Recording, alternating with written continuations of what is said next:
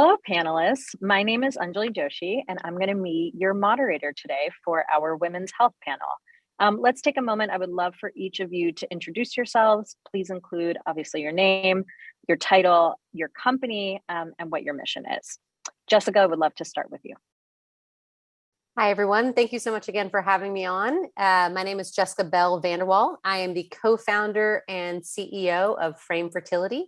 We are a digital fertility and family building advisor, helping people start their families and understand their risk factors early to avoid a downstream and often costly fertility crisis. Thanks so much. Layo? Hi, everybody. Thank you so much for having me here. My name is Layo George. I am the founder of WOLOME. WOLOME is a maternal health companion made for women of color by a nurse of color to help women have better outcomes and own their pregnancy journey and have joy doing so in the community with health experts. Great, thank you. And Crystal. Awesome. Well, thank you for having me. My name is Crystal Adesanya. I'm CEO and founder of Cura Health. We are a telemedicine company, essentially increasing access to health resources for women. And recently, we have become a more hybrid women's health resource, meaning we've just opened our first clinic in Los Angeles. And, you know, the whole mission for me has always been finding ways to improve health outcomes by catching them young. Essentially, how do you introduce, proper ways of seeking care, managing your health, and, preventative care generally to young women at that pivotal and, young age in their lives. So we focus primarily on colleges and universities as that kind of entry points into seeking your care and everything else. And our goal is to work with young women through the rest of their life cycles when, eventually they need fertility options or pregnancy options or anything like that. And, we kind of describe ourselves as a partner to every other women's health product that's existing. How do we bring healthy women to you so you can take them through the rest of their journey? So yeah, that's me. Excellent. And Crystal, that was such a great kickoff to what the next question was, which is, I would love to hear more about what each of you feel are some of the most pressing problems today in women's health and how your company solves for that. So Crystal, since you had kind of started going into it, why don't we start with you? Of course. So there's a couple of things, so the reason why I started this company is a very personal one. I came to the United States as an immigrant. As I mentioned to you guys earlier, I'm currently in Nigeria. And when I came to the US as an international student, I was navigating my health, as a young person, recently sexually active, away from home for the first time and what have you. We all remember those times, right?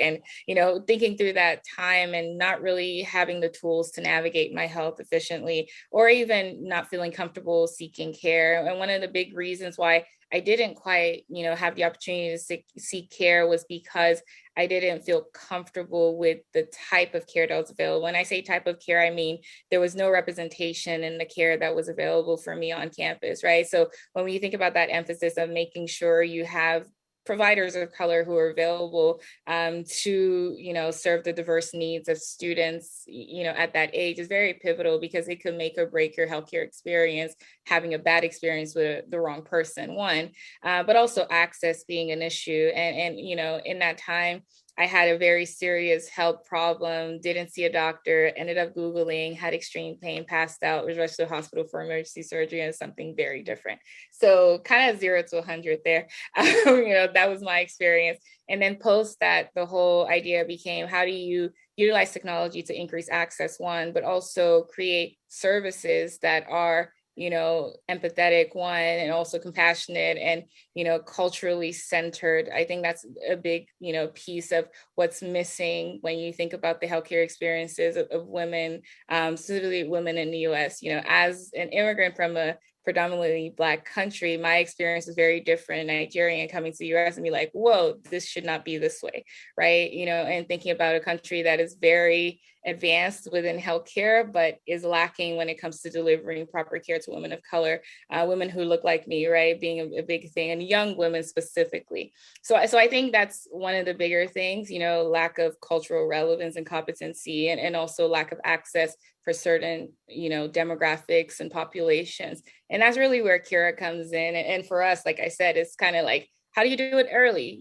Instead of waiting till when you have really bad issues or like a severe problem, like what I face, like how do you introduce healthcare early so that women can learn to vocalize and speak for themselves and be advocates for their own health.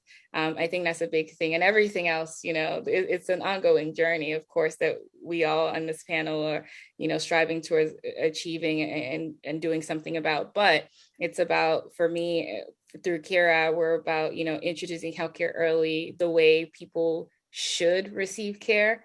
And it's all about options, right? Do you want it at home? So telemedicine being an option. Do you want to go to a place where you still feel cared for? In-person care being an option, and working hand in hand to make sure that wraparound care is delivered. So, yeah. Amazing. Thank you so much. Appreciate that. And looking forward into digging more there. Layo, would love to hear your response to what do you feel are the most pressing problems in women's health, and how does Wollomie solve for that? Yeah, so we're very focused on the perinatal journey for the women of color. And women of color, specifically Black women, are 3 to 4 times likely to die on their pregnancy journey. And it doesn't matter if you are educated, if you have all the money in the world. Once you encounter the healthcare system, there's still a high likelihood that you're going to encounter, even if you're not dying. There's this thing that, when you talk about suffering, the suffering that happens, and maybe you made it and you had your baby and you were fine, but how was that experience? There's evidence that shows that oftentimes we are more likely to not be listened to. Even when we go to the appointments all the time, like we're supposed to, that does not mean that you're going to get the healthcare that you need. That does not mean when you complain about something that the provider would listen. And it doesn't always matter what race that provider is. It's just something that happens with the healthcare system. And I started Wollomie because when I was pregnant, I didn't want to die. And like, if there was any birth plan that I had, it was that. And it shouldn't be like that. You shouldn't have your baby, test positive to like, oh, I'm pregnant. And then it's like, oh, yikes. Like, it's like the dread that comes after that, because the statistic, because how things might go down. And so it almost feels like I tell our moms at Wollomie that it almost feels like you need a degree to navigate the healthcare system. It's not good enough that you're this person who's conquering the world, who's advancing in your career, just because you don't have that healthcare degree and the know-how, it can be detrimental. And it doesn't have to be that way. So Wollomie provides a position where we provide a safe space for mom to kind of think through how to navigate the healthcare system and give them the tool to be able to navigate that, to get better outcomes for themselves. And not only that, if, like I mentioned before, the idea of the suffering that goes on, which it should be a thing of joy when you're pregnant and when you have that child. It should be a joyful occasion. And that's definitely lacking in our story, in our journey in the healthcare system. Beautiful. Thank you so much. And spot on. Absolutely. Jessica, could you round us out here with a little bit more about Frame?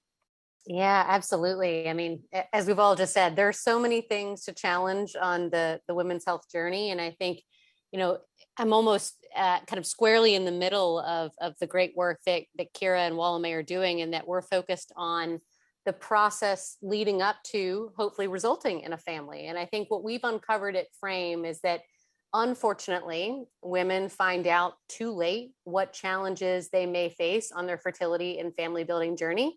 And then even when they do, they have very little support at the stage where they're trying to conceive, they're struggling to conceive.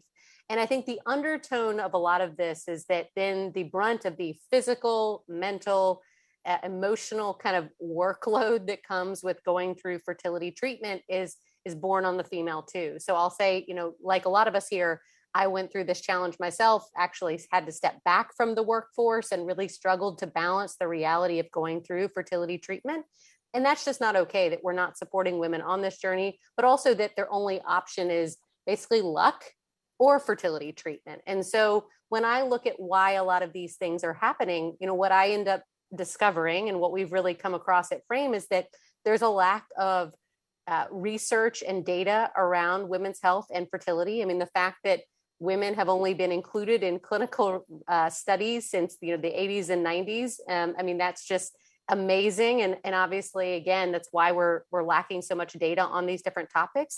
I also think, women's health being viewed as niche has also, put us backwards in terms of funding that's gone into this space more broadly. And that's why I'm so excited to see so many women's health companies start to spring up like ours. And then I think on the clinical care side, unfortunately, a lot of things just aren't taking place, or women are skipping care for a variety of reasons. And so conversations about, for example, fertility and preconception care are not happening. Less than 14% of women ever have a conversation with their provider before they actually are pregnant. And so unfortunately, that's why we're seeing a lot of these downstream outcomes like the maternal mortality crisis, which is, as was just mentioned, just completely remarkable that we have numbers like this in the United States. So lots of work to do, and we're excited to be contributing to it at Frame. Wonderful. So today we're talking a lot about digital health, digital tech, and digital front doors. I'd like to ask each of you how you're expanding access to women's health and mental health, and go a little bit deeper on those points you've just mentioned. So Layo, you're helping women of color with their pregnancies with the touch of an application. Tell us a little bit more about how WellMe is really meeting women of color where they are at. Yeah, thank you for that question. We really call ourselves the modern day community health nursing. As a nurse, as a background for me, we started to realize, the community now is digital. A lot of moms are in digital, looking for friends, looking for help.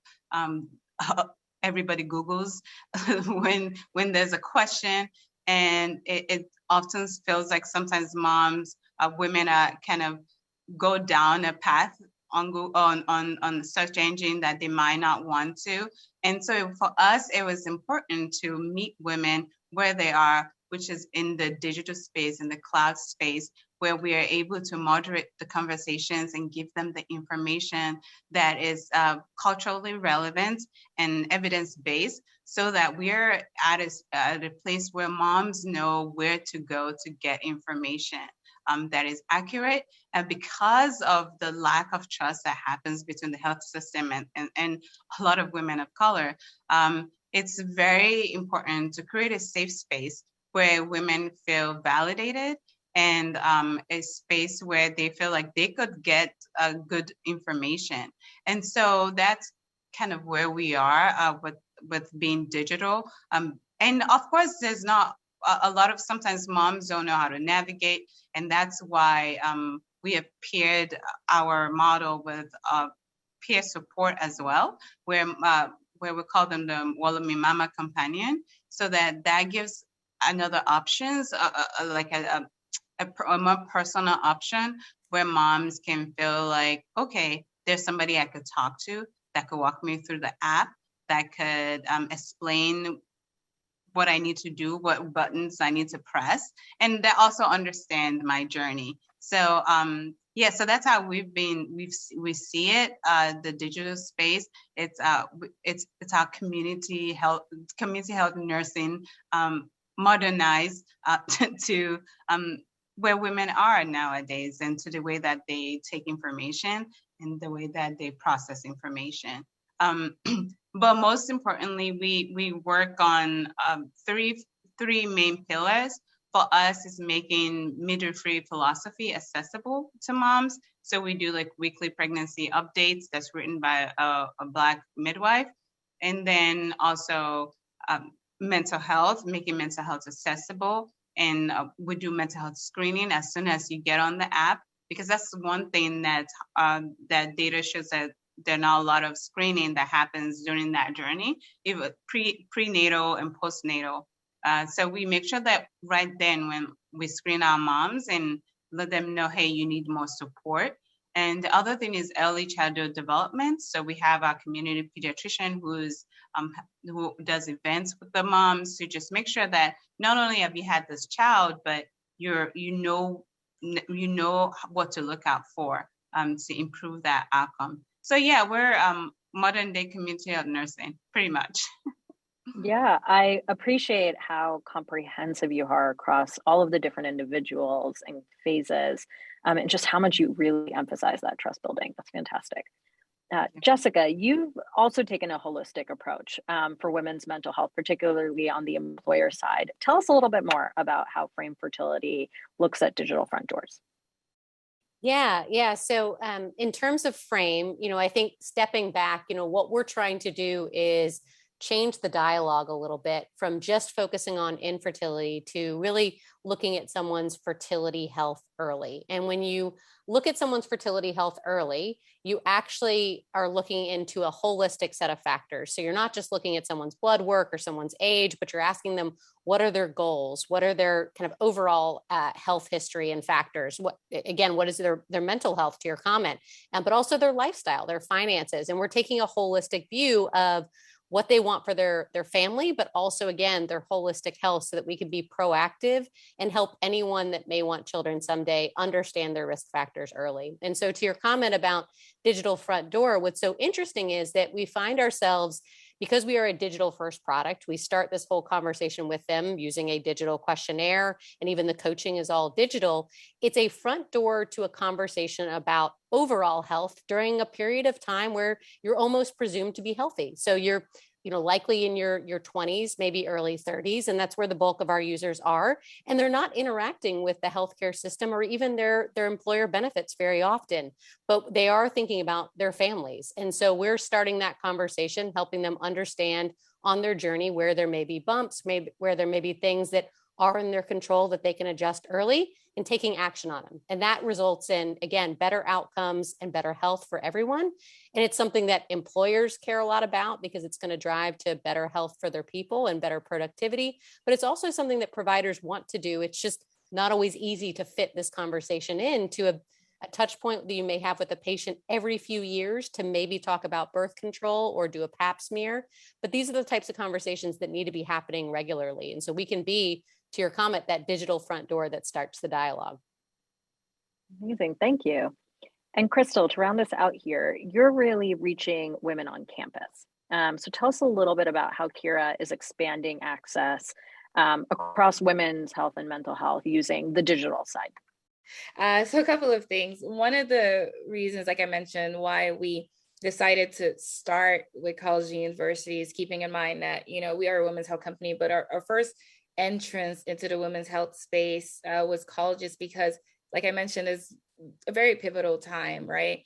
And when you really think about that age where a lot of people are presumed, as you mentioned as well, Jessica, to be healthy, then there's not a lot of emphasis on different aspects of their life, right? So one of the things that we decided to do was, okay, since we're catching them young, so to speak, and we're starting at that age, how do you interact with people at that age best? And when you think about young people on their phones, on TikTok, everywhere, on Instagram, all of that stuff, that's how they communicate. That's the best way to interact with them. So we started that way.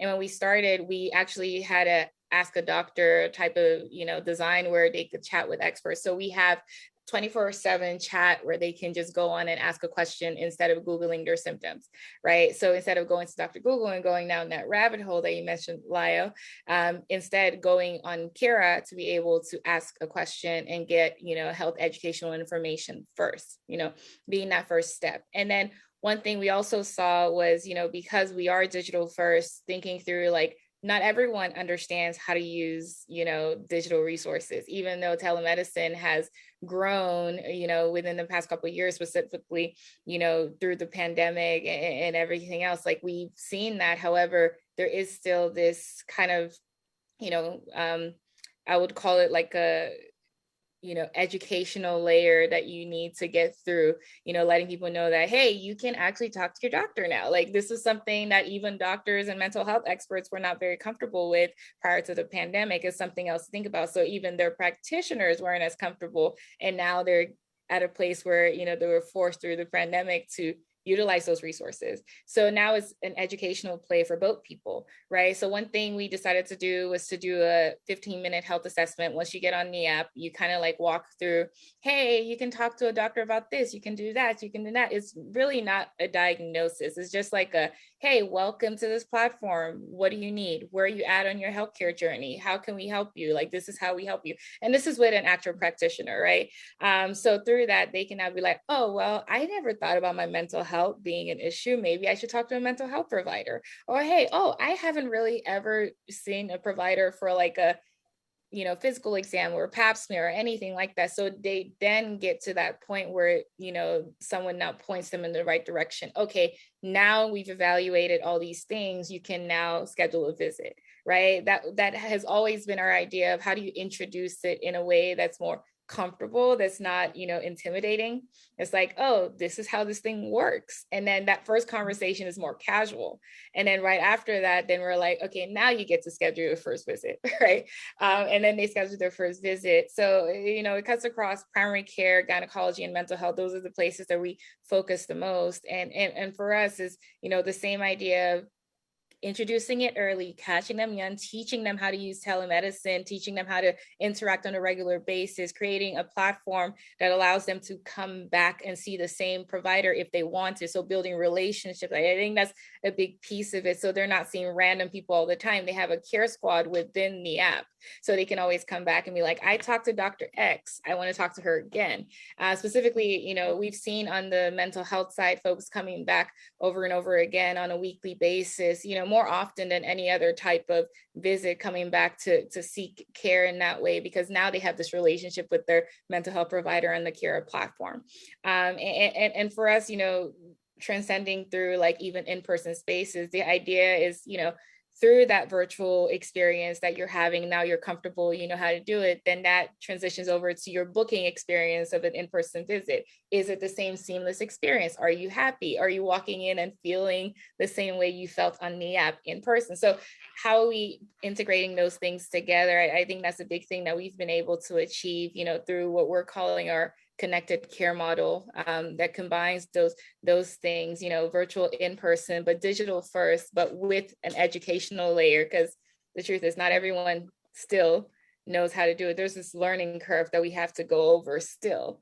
It's a combination of things. There's no one way to do it, but digital definitely is that doorway to getting there. And we're so excited to be a part of the conversation getting us all there. So thank you so much. I appreciate how you were talking about the integration of all of those elements. And all three of you actually have mentioned this, right? It's the technology, it's their kind of clinical components, but it's also their life and who they are and their family members as well. And so that was a perfect setup for the next question, which is, in health tech, we talk about integration a lot, which can mean so many different things. And you all are starting to highlight what some of that means. Specifically, I'd love to hear from each of you how you think about the integration and overlap of women's health and mental health. So Layo, I'd love to start with you if you could kick us off there. Yeah. So when I was pregnant, actually, I got diagnosed with prenatal depression. I never heard of that, to be honest. And I always thought about, even though I'm a nurse, never heard of prenatal depression. I always thought of postpartum depression. And so one of the big thing is the amount of stress that goes on as women of childbearing age, just navigating. If you're navigating career doing that, if you're trying to put food on the table doing that. I was reading an article recently by Harvard Business Review that was saying that women of color are 45 times likely to leave the workplace, right? Like more, I think white women is like 30%. And so, and I understand that, because the choice for me was, do you get pregnant and go to school, or do you leave the workplace, go to school, and get pregnant? Like, you can't do all three at the same time. And so I chose to leave the workplace, considering that I had prenatal depression, and it's just a lot. And I think we're asking a lot of ourselves as modern day women. And we know the effects of that has. It has, when you have too much stress, the idea of weathering, like the idea of even navigating as a woman of color in the workplace or your daily life. I remember when the Black Lives Matter movement first started, a lot of conversation that we had, a lot of crying, because these are pregnant women thinking to themselves, is this going to be my seed? Is this, like those whole idea. And I, as a leader of the company, had to go through that myself because I have a young boy, right?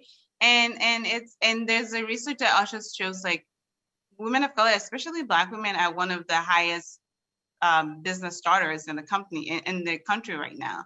Imagine the stress, first generation of starting a business. You have no idea, nobody knows. Like, I can speak for myself, my parents don't know what I'm doing. Like, like the idea, you have to look for someone who can tell you what to do. That, just the stress of that, it adds up, and it impacts outcomes of pregnancy outcome, postpartum outcomes. And that's why it needs to be integrated. And that's why for us, from my personal experience and from what I see, it's very, very important for us to integrate that as part of our pillars, mental health, perinatal mental health. And I would say that sometimes it's not the sexiest thing to sell to moms. It's like, yeah, we have these experts that you could just start a conversation with. But, it's not always that easy. And so one of the things that we've started doing is incorporating it into the pregnancy circle, making sure that the one of our moderators is always our mental health therapist, just making sure. And we've seen such great results from that. And oftentimes when the mental health therapist is leading the pregnancy circle, it's a lot of crying that happens. But the same moms, they would never contact the therapist on the app.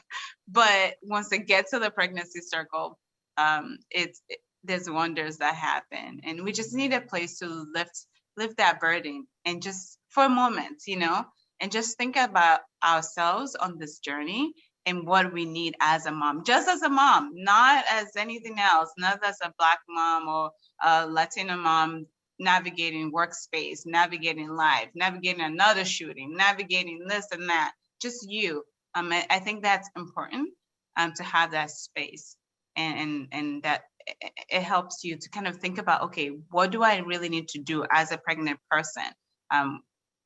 Just me as a woman. And so that's for me a very important reason why, because we know it affects outcomes.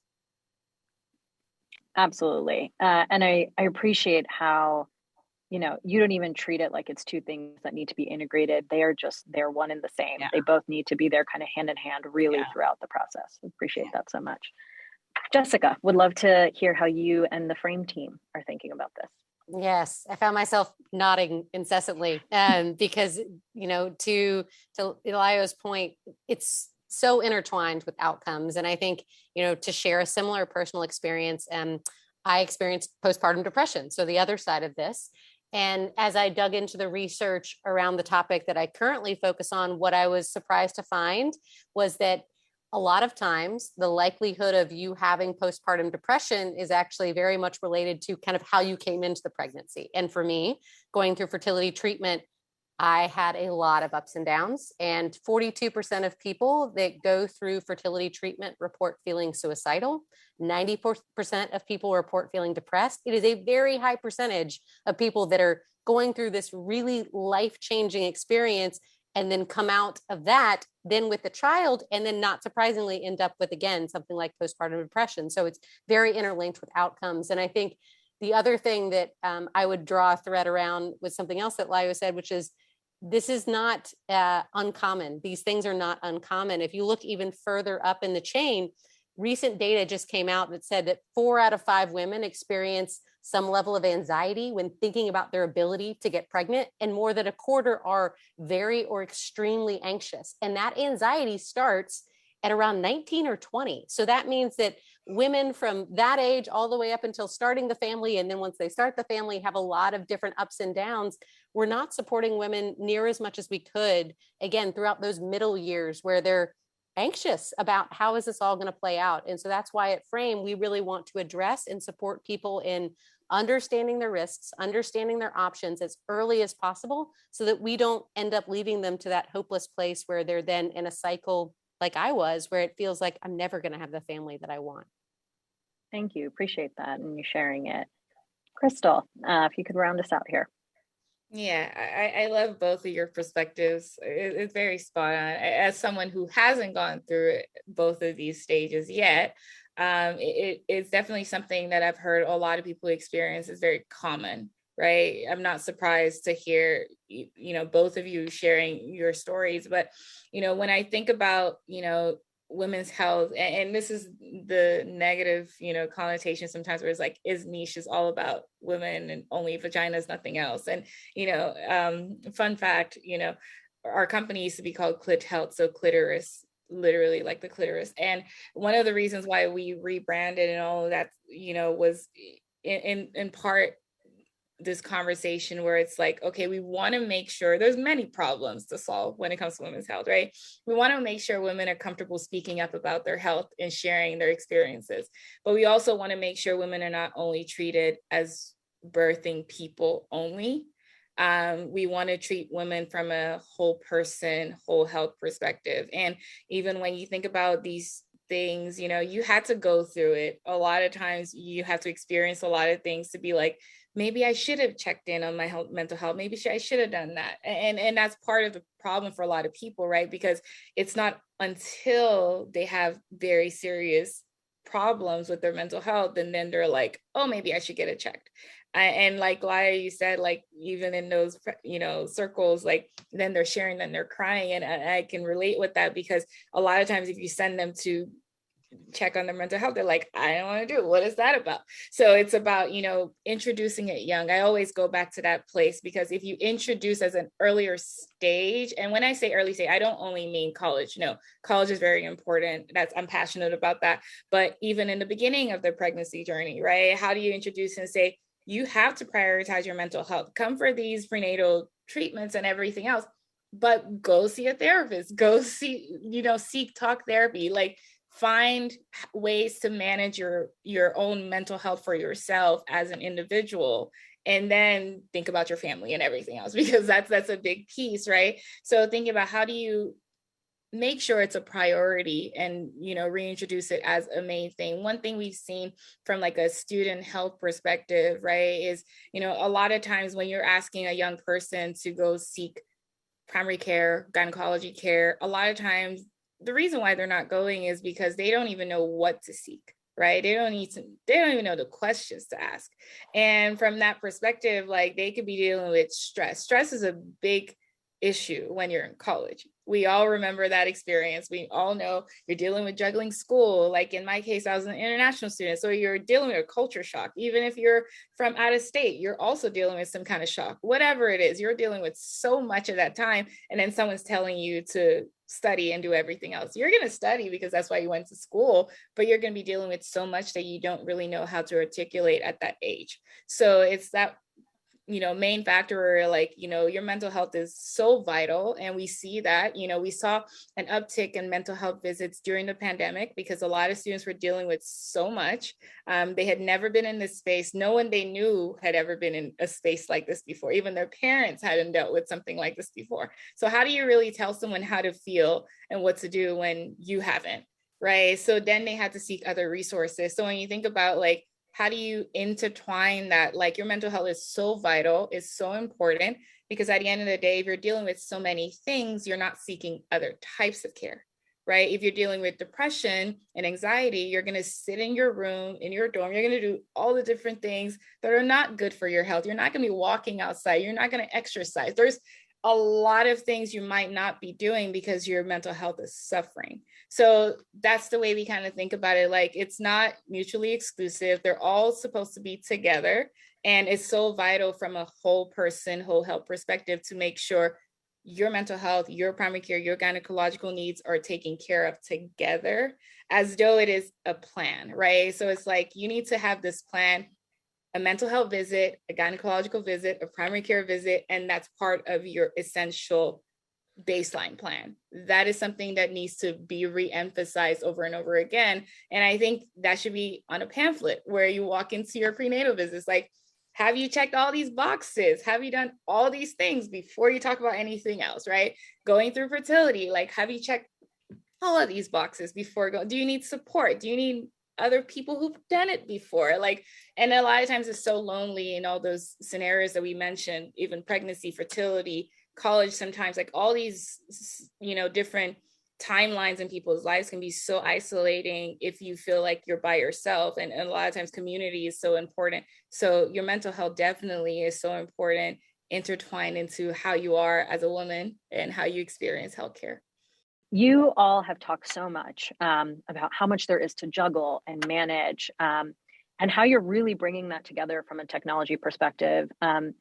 I would love to know from each of you, what do you see as some of the biggest misconceptions in women's health today?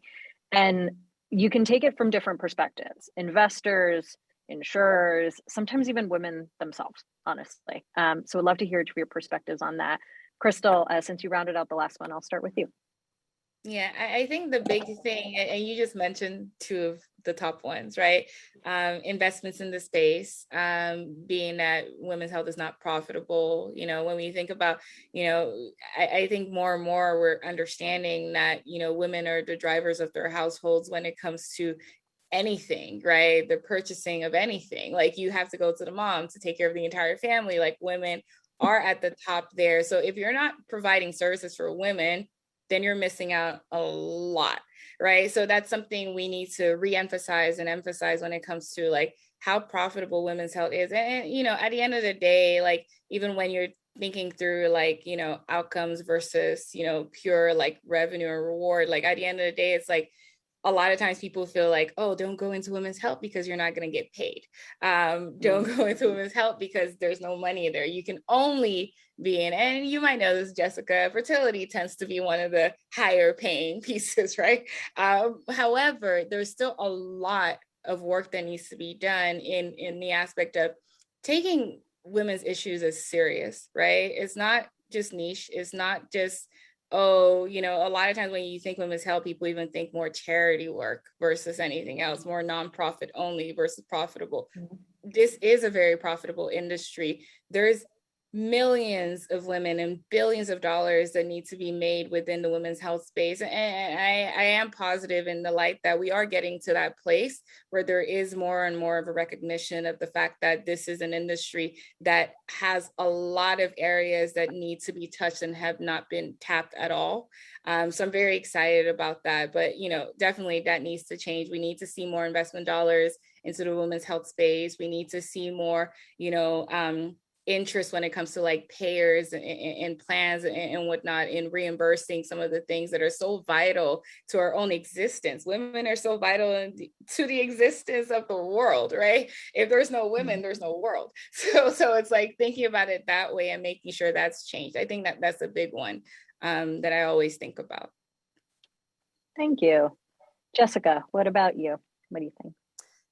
Yeah, I mean, piggybacking on what Crystal just said, I think there's a temptation for some reason or another in women's health, whether you're an employer or an investor, wherever you are on the spectrum, to say, look, I've checked the box on women's health, I must be done.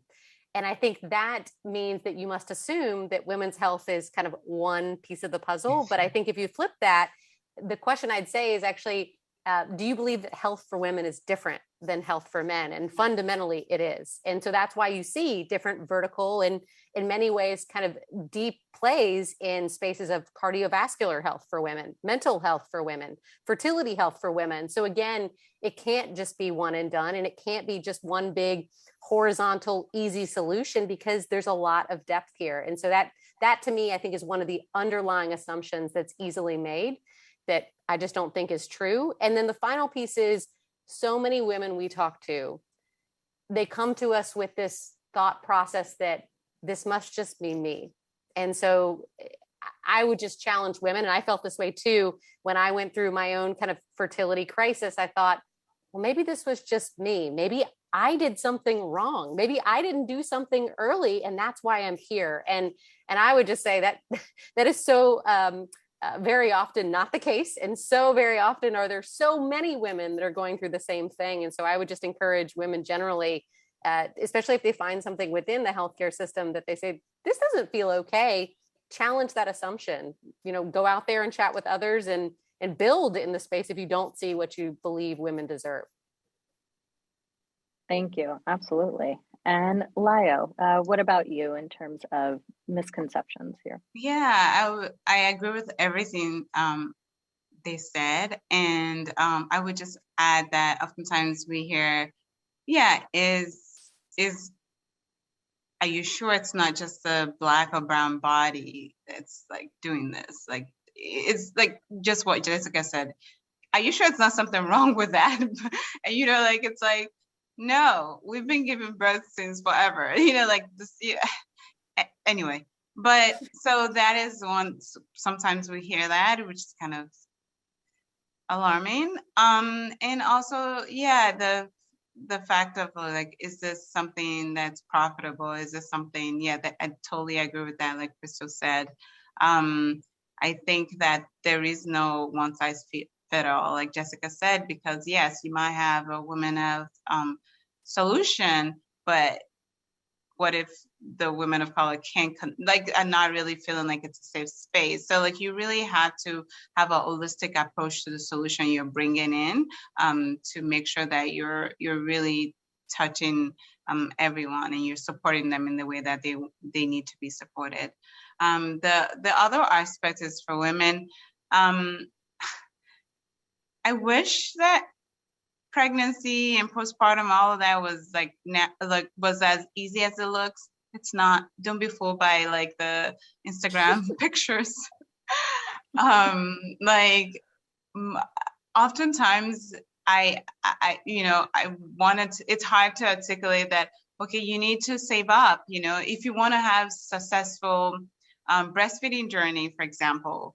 You need to make sure that you have the time and save up to get your short-term disability, whatever it needs to be, so that you're home with your baby and you can really take the time to learn that feeding. It's not easy. It's natural, but it's not easy at all. And it's so hard to say that until they're in it.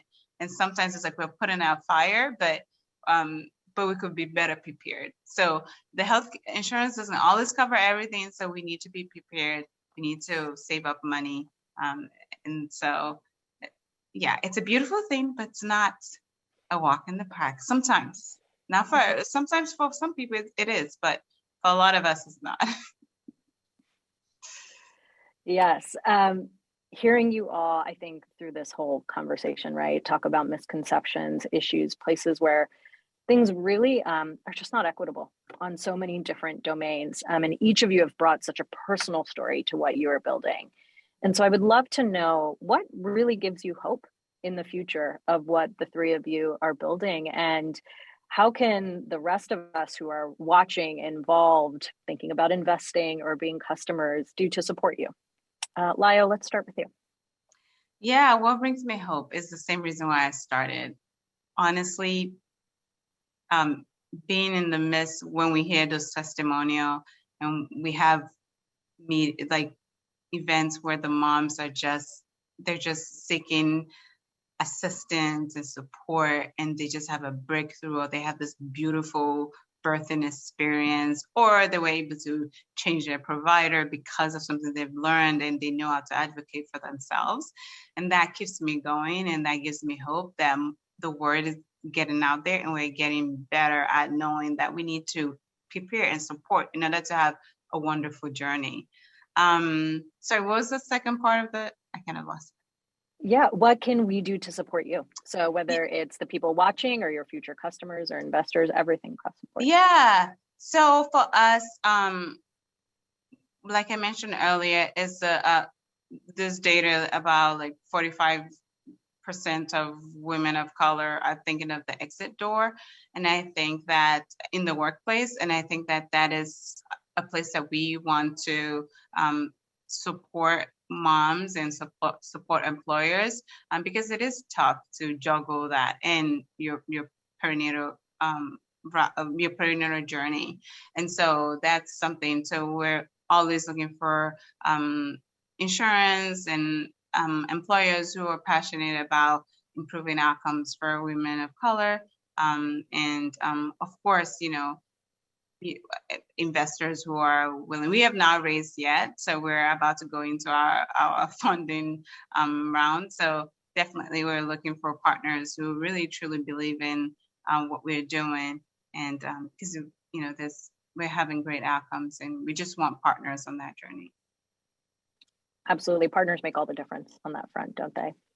Jessica, what is your hope for the future here? And support-wise, what do you and the Frame team need? Yeah, thank you so much for asking. I think, we have a big vision at Frame, and that, we want to live in a world where infertility doesn't exist. In many ways, that term already doesn't exist for a lot of people, those that are LGBTQ, that are, required to have to prove infertility, and it really doesn't exist or apply to them.